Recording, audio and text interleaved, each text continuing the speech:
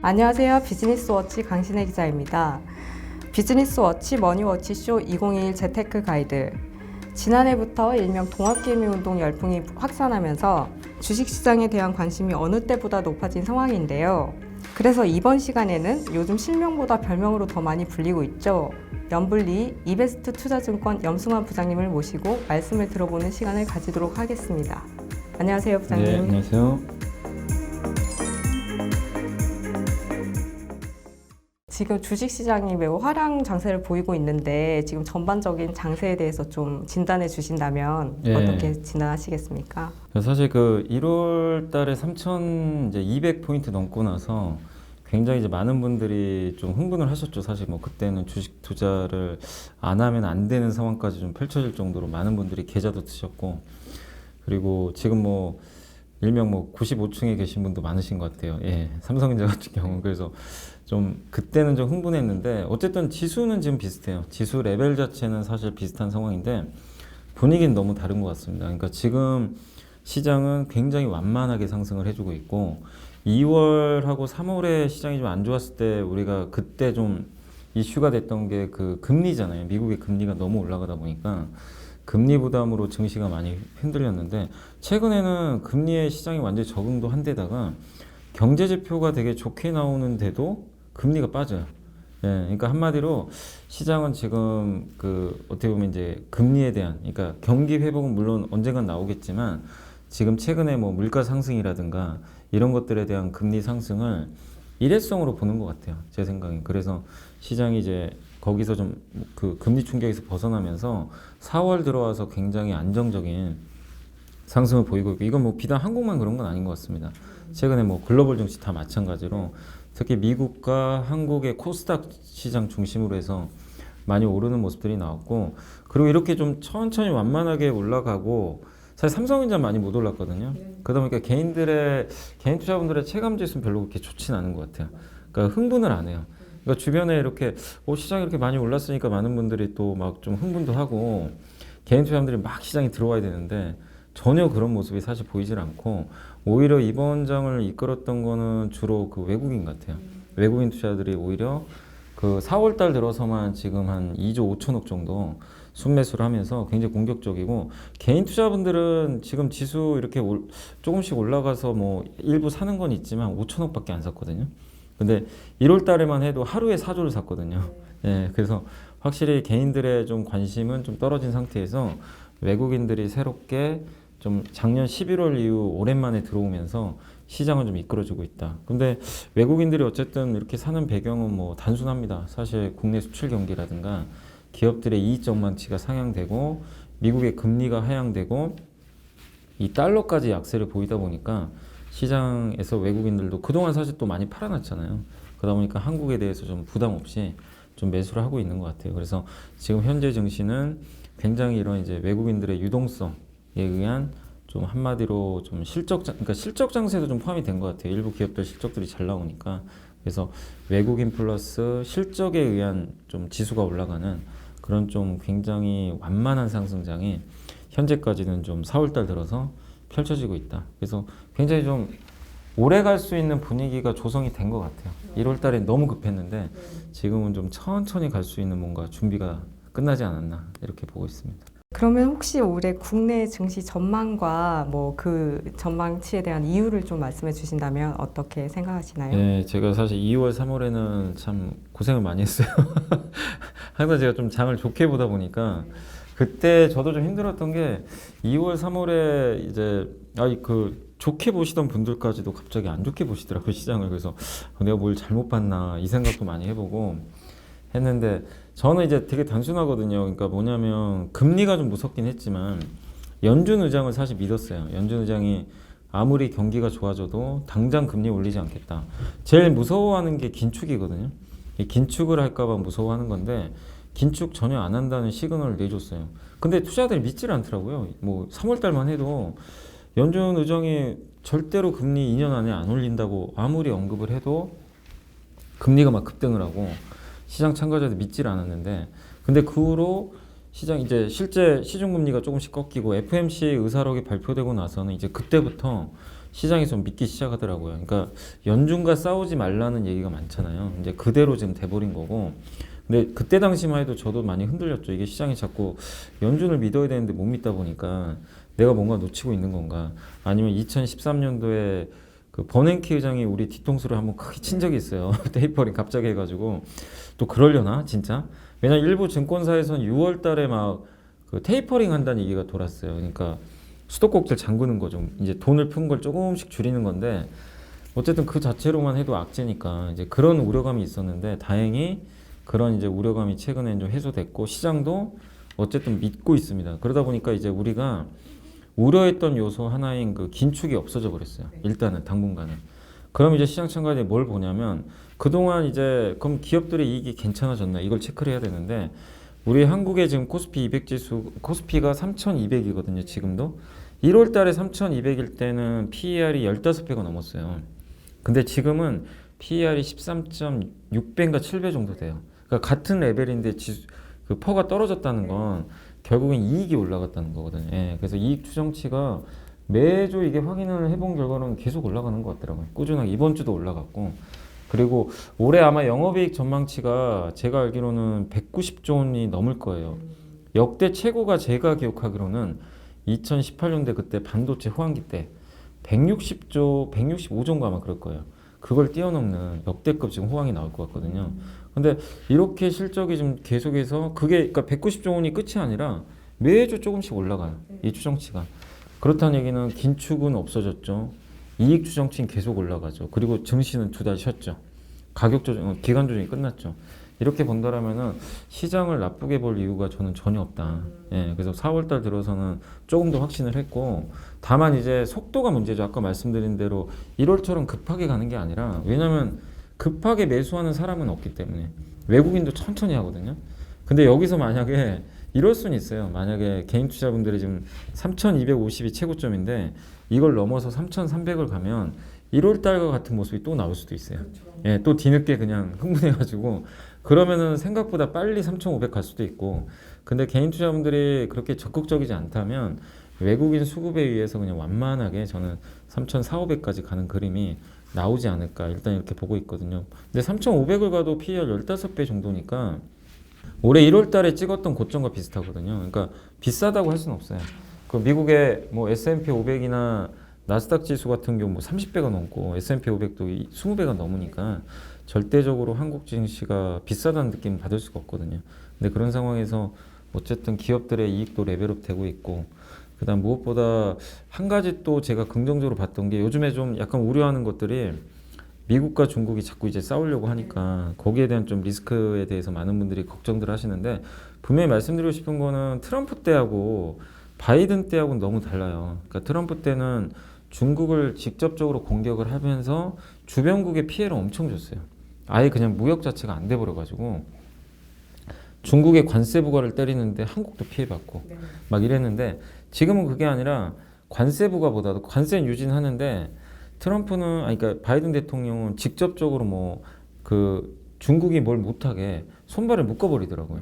그러니까 한마디로 반도체를 못하게 그냥 장비 수출을 안 하게 한다든가 동맹국을 같이 이렇게 끌어들여가지고 압박을 한다든가 이런 그림들은 이제 미국의 그 전략이 달라진 건데, 한국 입장에서는 좋을 수밖에 없는 게 중국의 제조업체들이 지금 뭐 반도체 굴기다 그래가지고 엄청나게 지금 고성장을 하고 있고 거기다가 배터리도 막 위협을 하고 있는데 그거를 미국에서 아예 못하게 막아버리고 있잖아요. 그럼 우리 한국은 어떻게 보면 미국이 좀 무주공산이거든요. 거기에 무혈 입성을 할 수가 있는 거라서 트럼프 때와는 좀 다르게 바이든 대통령의 정책은 사실 한국의 수출 기업들한테는 되게 저는 우호적이랍니다. 근데 그게 왜 중요하냐면 그게 당장의 이익에 영향을 주는 게 아니라 장기적으로 봤을 때 항상 우리가 밸류에이션이라고 그러죠. 가치 평가를 할 때 제일 이렇게 PER을 어떤 기업은 높게 주고 어떤 기업은 막 5배밖에 안 주는 기업도 있잖아요. 그 공통적인 게 뭐냐면 PER을 높게 주는 기업은 전방 산업이 엄청 좋거나 경쟁자가 없는 산업. 그러니까 예를 들면 카카오, 네이버는 경쟁사가 없어요. 예, 없는 상태죠.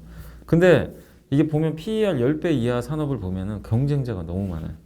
이 저성장 산업인데다가 누구나 쉽게 만들 수 있는 그런 제품을 만드는 기업들은 갑자기 경쟁사가 이렇게 딱 뛰어들어가지고 야 너도 하냐 나도 해가지고 PER이 낮아지는데 근데 지금 중국을 이렇게 견제를 해주면 이 경쟁자가 없어지잖아요. 그럼 PER이 높아지거든요, 사실은.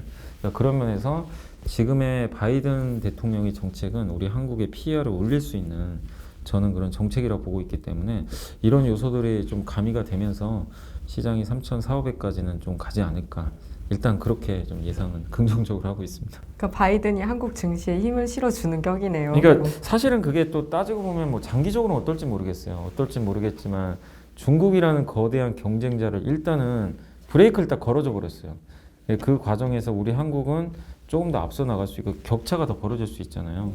그래서 사실 옛날에 중국이 반도체 굴기한다 그랬을 때 많은 분들이 진짜 걱정 많이 했거든요. 왜냐하면 중국이 LCD도 다 먹어버렸잖아요. 거기다 2차 전지도 잘하고 있고. 그러니까 반도체도 그러면은 아 이거 삼성전자 하이닉스가 좀 위험해지는 거 아니냐 이런 얘기가 좀 나왔었는데 다행히 이제 그거는 완전히 없어져 버렸죠. 특히 메모리 반도체는 지금 아예 경쟁력 사실 메모리 쪽은요. 그 어떻게 보면은 바이든 대통령이 도와준 거라기보다는 중국 스스로 자멸했어요. 왜냐하면 못 만들어요. 그게 뭐 그런 얘기들을 많이 하더라고요. 저도 방송에서 얘기했는데 어떤 애널리스트한테 들었는데 반도체를 하나 딱 칩을 생산하는데 그게 LCD 같은 경우는 오늘 공장에 딱 들어가면 3일 후에 나온대요. 이게 완성품이. 그리고 LED 있죠. LED 조명 만들 때 그 LED 칩은 오늘 아침에 들어가면 바로 저녁에 나온대요. 근데 반도체는 언제 나오냐면 오늘 들어가면 3개월 후에 나온대요. 그 정도로 기간이 너무 오래 걸린대요. 근데 그 과정에서 그러면 그만큼 양산하기 힘들잖아요. 그리고 하나를 만들긴 되게 쉬운데 그걸 수백만 개 만드는 건 너무나 어렵대요.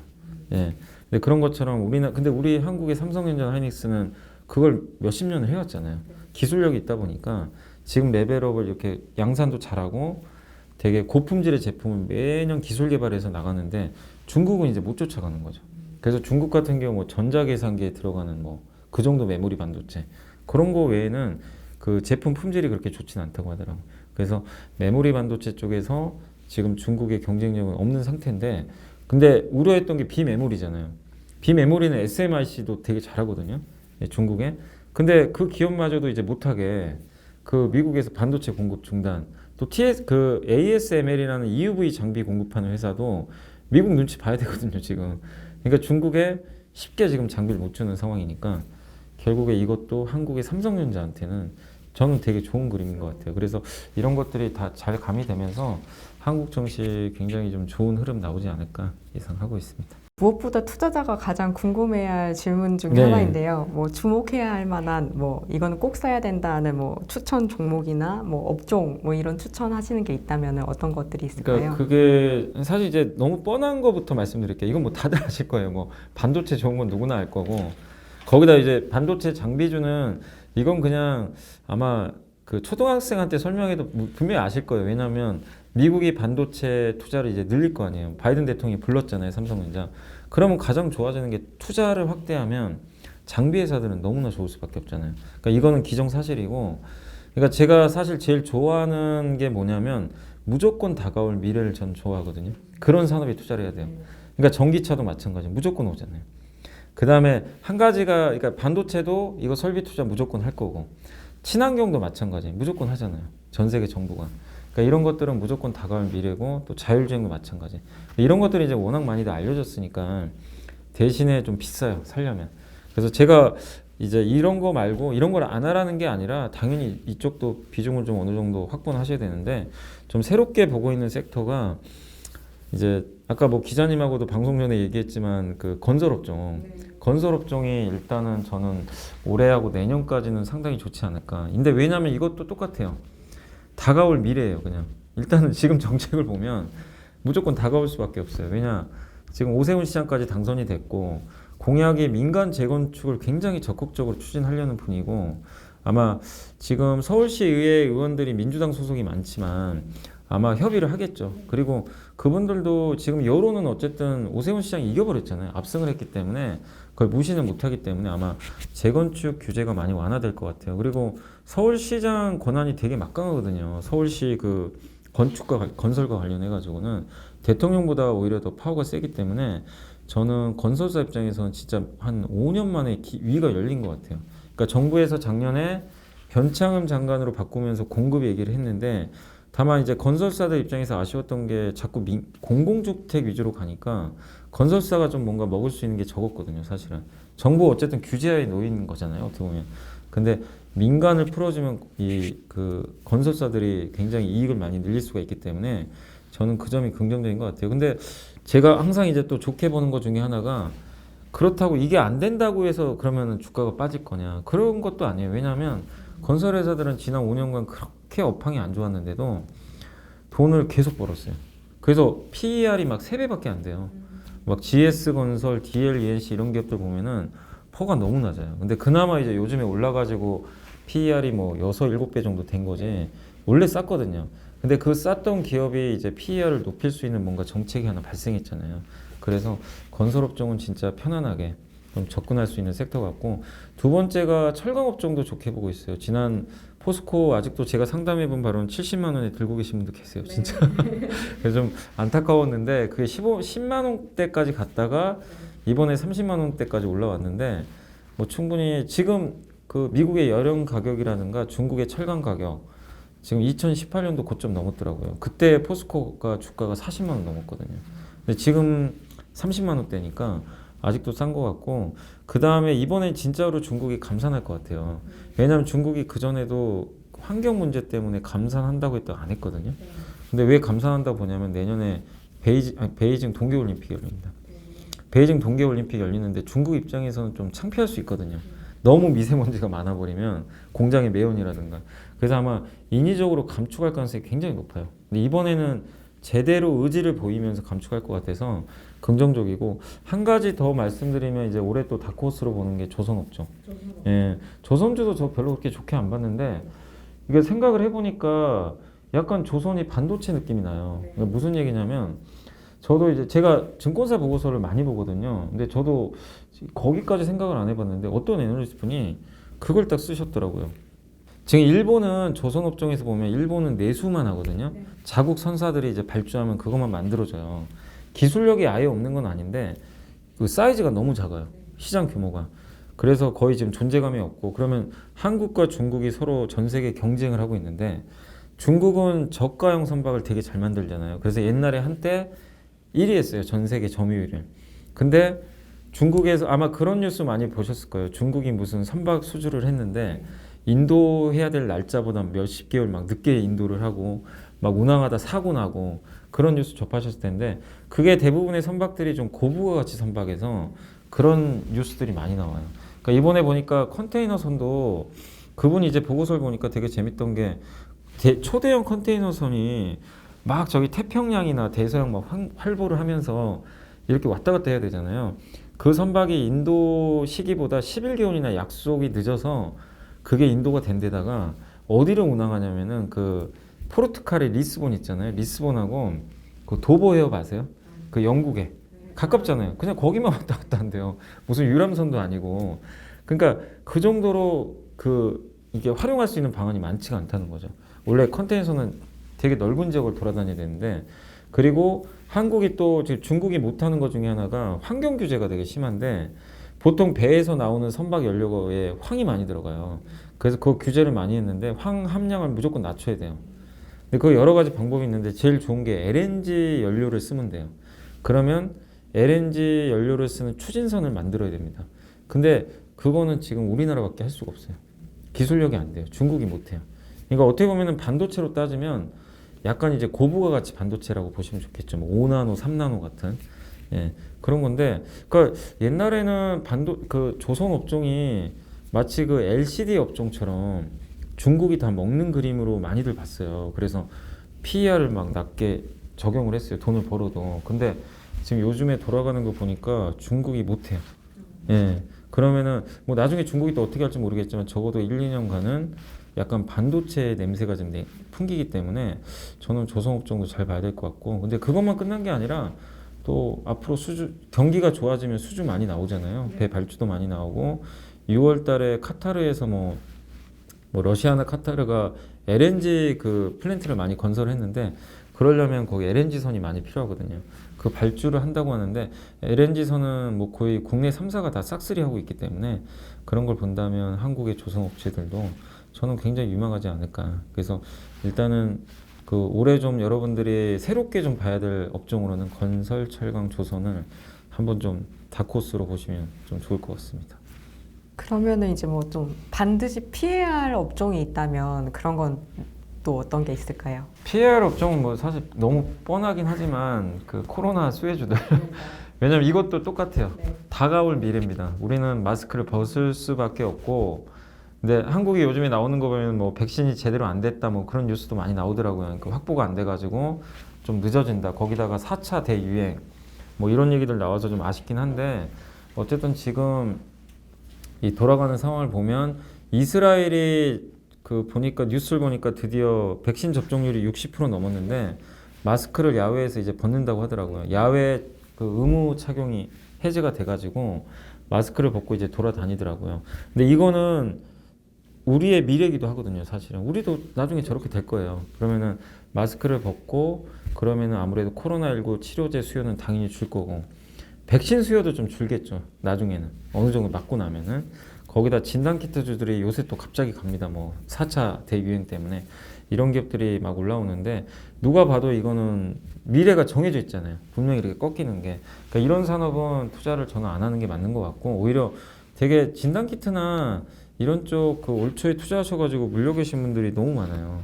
근데 오히려 기회 같아요. 이럴 때 좀 매도하셔가지고 아까 말씀드린 앞으로 좋아질 미래에 투자를 하셔야지 꺾이는 미래는 좀 아닌 것 같고 그 다음에 올해 이건 올해 나쁘다는 건 아닌데 장기적으로 투자 좀 유의하셔야 될 거는 결국 친환경과 반대되는 기업들 있죠. 뭐 대표적인 게 석유화학이라든가 아니면 정유회사들 이런 회사들은 이제 반대로 우리가 석유를 이제 원료로 안 쓸 거 아니에요, 점점. 그 대신 수소를 쓰니까. 그런 걸 본다라면은 올해는 좋을 수 있지만 내년, 내후년으로 갈수록 이쪽도 꺾일 수밖에 없기 때문에 구조적으로. 그래서 친환경과 좀 반대되는 그런 산업들도 역시 장기 투자하실 때는 좀 주의하시는 게 좋겠고 마지막으로 정부가 하도 규제하는 산업들 있잖아요. 뭐 유틸리티 같은 거, 그 한국전력, 가스공사. 그냥 이 가스나 전기요금 올리고 싶어도 이번에 제가 한국전력 보면서 다시 느꼈던 게 원래 올려야 되거든요.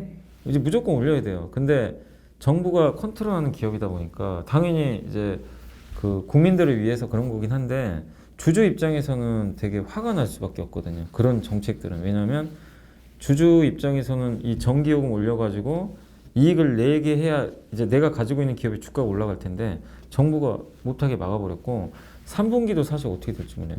무슨 얘기냐면 이런 기업들은 주주들이 예측을 못하고 정부의 손에 의해서 뭐가 결정되는 기업들이에요. 그러니까 그런 기업들은 장기 투자하기 너무나 어렵기 때문에 이런 기업들도 역시 장기보다는 그냥 뭐 약간 이벤트 생겼을 때 트레이딩 정도로만 하는 게 좀 필요할 것 같습니다. 그리고 이것도 이제 투자자들이 굉장히 궁금해하는 건데 가치주냐 성장주냐 뭐 이 둘 중에 선택을 하면은 이제 무엇이 갈 것이냐 이런 걸 궁금해하더라고요. 어떻게 생각하시나요? 저는 사실 그러니까 이게 너무 의미는 없어요. 가치주냐 성장주냐 구분하실 필요 없고 올해 그러니까 되게 재밌었던 게 2월하고 3월에 다들 가치주 얘기만 했어요. 1월 달엔 성장주 얘기만 하고 그리고 이제는 또 다시 또 성장주 얘기를 해요. 사람들이. 그러니까 그러니까 코에 걸면 코골이고 귀에 걸면 귀걸인 것처럼 그때그때 상황에 따라서 뭐 왔다 갔다 하거든요. 그래서 거기에 휩쓸리다 보면 내 계좌만 녹아요. 그러니까 이때는 뭐 성장주 좋으니까 성장주 따라가신 분들은 고점에 물리고 그 다음에 가치주 좋으니까 성장주 바닥에 던지신 분들은 지금 또 고생하고 예. 또 민감주 샀더니만 4월엔 또 안 좋고 그러니까 그러지 마시고 내가 민감주다 성장주다 이 구분보다는 가치주에서 성장주가 될 수도 있고 성장주가 계속 성장하고 이러면 좋거든요. 그러니까 기본적으로 주가가 올라가려면 무조건 성장주여야 돼요. 성장 모멘텀이 없으면 못 갑니다. 근데 제일 안 좋은 건 그거죠. 성장주였다가 가치주로 변하는 애들. 정말 고성장을 했는데 이제는 그 성장률이 둔화되면서 그냥 과점화돼가지고 더 이상 대표적인 게 그 통신사들이잖아요. 옛날에 그 SK텔레콤도 그러고 2000년대 막 닷컴 버블 때 그때 막 PER 막 50배, 60배 됐거든요. 어마어마하게 비쌌어요. 근데 지금은 3사가 과점화되면서 돈은 그때보다 더 잘 벌거든요. 근데 주가가 안 갑니다. 왜냐하면 성장을 못하니까. 그러니까 그런 산업보다도 지금 차라리 돈을 못 벌어도 앞으로 좋아질 산업, 앞으로 미래가 무조건 확정된 산업, 그런 걸 투자하셔야 될 것 같아요. 그리고 저는 제가 개인적으로 제일 좋아하는 산업이 뭐냐면 가치주였다가 성장주가 될 기업들 있잖아요. 가장 1순위로 꼽는 건 자동차입니다. 자동차 원래 가치주였잖아. 지난 10년 동안 현대차도 공급과잉 때문에 돈도 많이 못 벌었어요. 지난 차화정 장세 이후로 10년 동안 미국에서 제네시스도 사실 망해버렸고 잘 안 팔리고, 거기다가 원래 현대차 그룹이 신흥국 비중이 되게 높아요. 거기서 타격을 많이 받고, 왜냐하면 신흥국이 경기가 너무 안 좋으니까. 그래서 10년 동안 고생을 했는데, 이제 제가 주변에도 그 투자자분들한테 이렇게 얘기를 해봐도 현대차 기아를 가치주라고 보시는 분들이 별로 없어요. 아, 이제 현대차 기아하면 아이오닉 5, 자율주행차, 뭐 UAM, 막 이런 이제 드론 택시 같은, 막 아니면 로봇 회사도 인수하고, 사람들의 인식이 바뀌어 버렸어요. 또 수소차도 하고. 그러다 보니까 이 인식이 되게 중요한 게 사람의 심리의 PER이 결정되거든요. 이거를 PER 10배 주던 사람들이 갑자기 얘가 멋있어 보이는 거예요. 그럼 20배 주기 시작해요. 그러면 똑같은 이익을 내도 주가가 2배 올라갑니다. 바로. PER 20배랑 10배는 2배 차이 나잖아요. 그렇기 때문에 여러분들이 그 가치주에서 성장주로 변할 때 눈여겨보시면 좋겠는데, 그래서 올해 제가 가치주에서 성장주로 좀 좋게 보는 섹터가 아까 말씀드린 건설이 가장 대표적이고, 건설과 조선업종이 일단은 원래는 가치주였거든요. 성장주로 좀 갈 수 있는 섹터니까 그런 기업들 위주로 보시면 좋을 것 같고, 어쨌든 여러분들이 구분을 하실 때 계속 가치주 영역에 있는 기업인지, 그러니까 가치주의 대표격이 은행업종이잖아요. 근데 그런 기업들은 성장을 못 하거든요, 사실상. 근데 대신에 장점은 주가가 너무 싸요. 근데 지금은 싸진 않죠, 올라왔으니까. 그러니까 전통적인 가치주, 뭐 은행, 통신 이런 기업들을 만약에 내가 투자를 한다면 정말 많이 빠졌을 때, 그땐 가격이 싸니까 올라가요.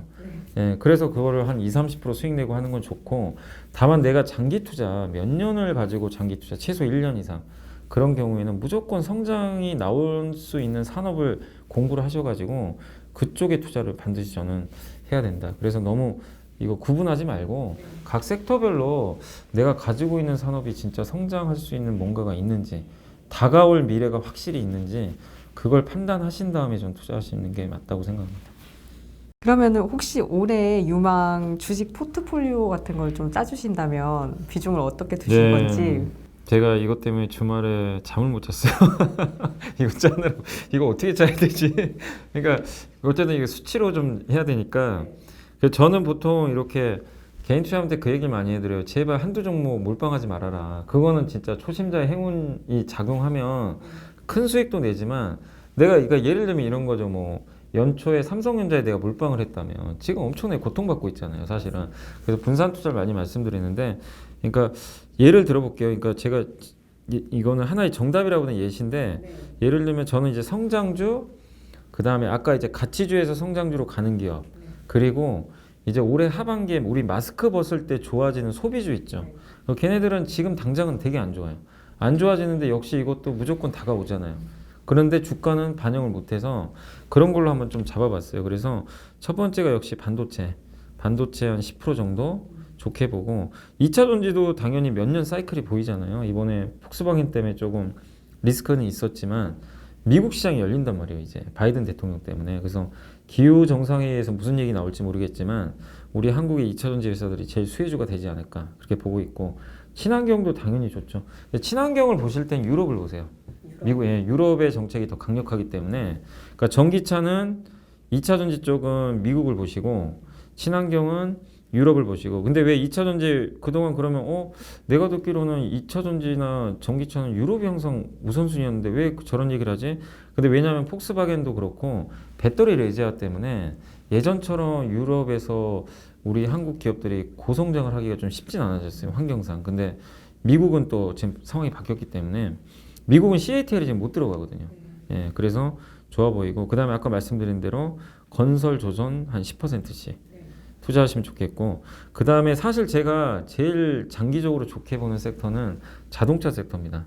그래서 이것만 20%예요. 그러니까요. 저도 사실 그게 궁금했어요. 네. 왜 나머지는 10%로 네. 안분하셨으면서 자동차만 20% 왜냐하면 주셨는지. 일단 자동차 회사들은 주가가 아직도 싸요. 우리 PER로 계산을 하는데 현대차, 기아가 10배가 안 돼요. PER이. 그러니까 많은 분들이 아니 현대차가 지금 저점에서 3배나 올랐는데 그 정도밖에 안 되나? 돈을 너무 많이 벌어요 지금. 제너시스가 판매가 잘 되는 것도 있고, 그러니까 현대차는 제너시스 판매가 대박 나면서 마진이 올라갔고, 기아는 SUV 원래 강자잖아요. SUV가 원래 비싸요. 그 판매가 미국에서 엄청나게 잘 되고 있어요. 그래서 마진 개선 때문에 지금 기아나 현대차가 지금 굉장히 좋은데, 근데 여기에 PER이 10배가 안 되는데 전기차 자율주행이 뒤에 이제 붙을 거 아니에요. 그럼 이게 밸류가 올라가거든요. 그러면 적어도 저는 15배, 20배 줘야 된다고 생각하는데 아직도 10배 이하니까 싼 것 같아요. 그래서 자동차는 20% 주고, 그 다음에 이제 의류, 이거는 그냥 통으로 묶은 겁니다. 이 중에 선택은 여러분이 해보세요. 10%인데 이거 다 소비주예요. 앞으로 좋아져요. 의류, 화장품, 면세점, 편의점 다 괜찮아요. 근데 이 중에 최근에 좀 너무 오른 기업들도 있으니까 상대적으로 이 중에 좀 못 오른 기업들이 면세점하고 편의점 좀 못 올랐어요. 여기 하나 더 있는 게 뭐 식자재 같은 기업들, 그 단체급식 같은 거 하는 회사들 있잖아요. 그런 기업들도 작년에 단체급식 공급을 못 했잖아요. 근데 올해는 할 거 아니에요. 그러니까 그런 기업까지 해서 한 10% 정도 보시면 되겠고, 그 다음에 이제 OLED랑 우주항공도 작년에 정말 안 좋았던 섹터예요. 우주항공은 뭐냐면 방산업체예요, 원래. 근데 방산회사들이 지금 위성하고 있잖아요, 인공위성. 그 사업을 하기 때문에 이것도 비슷해요. 성장이 붙어버렸어요. 원래 방산만 하면 매력이 없는데, 그리고 OLED는 이제 OLED TV가 좀 많이 팔릴 것 같아요. 저도 이게 팔릴까 그랬는데 LCD TV랑 가격 차가 많이 줄어들었대요. 그래서 OLED TV가 좀 팔리고 있어서 좀 다크호스로 이 기업들도 보시고, 마지막으로 음식료 헬스케어는 저는 꾸준히 고성장하는 산업으로 보거든요. 헬스케어도 고령화 시대고, 또 음식료에서 건강기능식품도 마찬가지고, 그래서 이게 올해 뭐 주도주가 무조건 된다기보다는 이 우리 고령화도 거스를 수가 없잖아요. 그래서 헬스케어나 건강기능식품에 관련된 기업들은 한 종목 정도는 그래도 그 성장에 뭐 언제 이 기업이 좀 성장할지 모르겠지만 고령화 시대에 분명한 수혜주는 맞으니까 한 10% 정도 하셔가지고 이렇게 좀 고르게 포트폴리오 좀 구성하시고, 다만 이제 말씀드리고 싶은 거는 여기서 내가 생각한 거랑 반대로 가는 업종도 있을 수가 있어요. 나는 이렇게 좋아질 거로 생각했는데 이거 아닌데? 정반대인데? 뭐 예를 들면 2차 전지를 내가 투자를 했는데 미국이 생각보다 안 좋아요. 고전을 한다거나. 그럼 그땐 줄여야 되겠죠. 그러니까 이런 식으로 무조건 된다기보다는 중간중간 업데이트를 하시면서 체크를 해보시면 좋을 것 같습니다. 그럼 혹시 인플레 시대를 대비한 뭐 주식 투자 꿀팁이 있다면은 어떤 것들이 있을까요? 저는 그러니까 인플레 시대를 대비한다면은 그냥 뭐 보통 이제 그런 얘기를 많이 하죠. 그러니까 음식료 업종에 투자해야 된다. 예, 그러니까 업종으로 따진다면은 이제 보통 왜냐면 이제 물가가 올라가잖아요. 실제 뭐 요즘에 에그플레이션 얘기도 많이 나오던데 공물가 막 올라가니까 몇몇 기업들이 막 그 최근에 햇반 가격도 막 올리고 막 그랬는데, 그러니까 결국 음식료 업종들은 그 원재료 비용이 올라가는 거를 음식 가격에 반영을 해가지고 나중에 올려버리니까 마진이 되게 좋아져요. 그리고 곡물 가격이 떨어질 때 음식료 가격이 안 떨어져요. 항상 그렇지만 우리 그 김치찌개 가격 올라가도요 절대 안 떨어집니다. 그러니까 나중에 배추값 급락해도 안 떨어져요. 김치 가격 떨어져도 그대로 유지되고, 다시 근데 곡물 파동 일어나면 또 올라가요. 예, 그래서 음식료 업종이 좀 대체적으로는 이 인플레를 그 해지할 수 있는 가장 좀 좋은 수단이고, 사실 근데 주식시장, 주식 투자 자체가 저는 인플레를 해지할 수 있다고 생각을 해요. 예전에 이제 금으로 많이들 하셨는데 요즘에 또 비트코인이 또 워낙 핫하다 보니까 비트코인이 금 투자를 좀 대체하긴 하지만, 어쨌든 주식 투자 자체가, 그러니까 은행에 내가 지금 1% 금리를 받고서 은행에 1억 원을 넣어놓으면 사실은 물가가 계속 올라가면, 내가 예를 들면 그 김치찌개가 지금 10,000원인데 김치찌개 10,000원을 내가 지금 예를 들면 10만 원이 있으면 10그릇을 사 먹을 수가 있는 거잖아요. 예를 들면. 근데 만약에 김치찌개가 2만 원이 됐어요. 5년 후에. 그럼 내가 은행에 있는 10만 원 가지고 5그릇밖에 못 먹잖아요. 예를 들면. 예. 그렇게 따지면은 그건 내가 실제로 돈을 까먹는 거거든요. 예, 실제로 까먹는 거예요. 근데 주식에 내가 김치찌개를 만드는 기업에 투자를 했다. 그럼 그 기업 주가가 올라가거든요. 그 완벽한 인플레 해지가 돼요. 그래서 주식 투자 자체도 저는 인플레를 해지할 수 있는 저는 수단이라고 보고 있기 때문에, 그런 면에서 인플레가 어쨌든 계속해서 지금 전 세계 정부가 물가가 하락하는 거 오히려 두려워하거든요. 계속 물가 상승을 유발시키려고 노력들을 할 거예요. 그렇게 보면 주식 투자만큼 좋은 좀 대체 수단은 저는 없다. 이렇게 말씀을 드리겠습니다. 올해 주식 투자 시 좀 주의해야 할 점이 있다면은 한번 또 꼭 집어 주실 수 있나요? 네, 그러니까 다른 건 없고요. 사실 이제 기업의 이익 두 가지예요. 기업의 이익과 이제 긴축이죠. 긴축인데 기업의 이익으로 놓고 보면은 일단 계속 지금 기업 이익이 좋거든요. 근데 우리가 그리던 이런 이제 그림이 있을 거예요. 이 그림대로 가는지 위로 되도록 가면 좋죠. 근데 그게 아니라 이 경로를 갑자기 벗어나는지 그걸 보시면 좋을 것 같아요. 그래서 올해 아마 역대 최대 영업이익이 나올 것 같은데 그 궤도가 유지되는지 그건 이제 매분기 체크하면 돼요.